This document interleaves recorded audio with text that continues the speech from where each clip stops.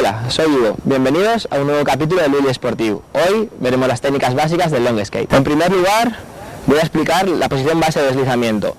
Tendréis que descubrir si vuestro pie delantero es el derecho y sois goofies o si es el izquierdo y sois regulars.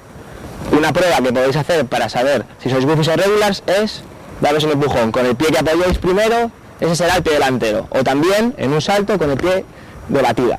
Para tener una correcta posición base de deslizamiento, nuestro pie delantero estará apoyado tras los tornillos del eje delantero y nuestro pie trasero delante de los tornillos del eje trasero.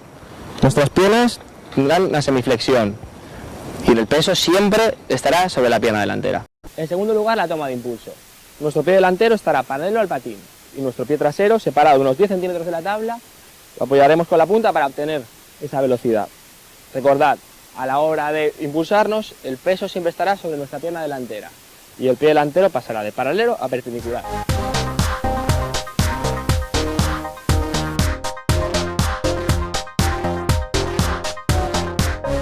En tercer lugar, y muy importante, la frenada. Para ello, bajaremos el pie atrás a unos 10 centímetros de la tabla y presionaremos con nuestro talón el suelo hasta detenernos.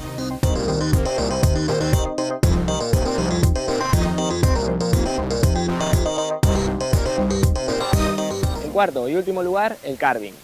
Para cambiar nuestra trayectoria mientras que patinamos, utilizaremos nuestra mirada, que irá al lugar donde queremos ir, y el paso del peso de un canto al otro.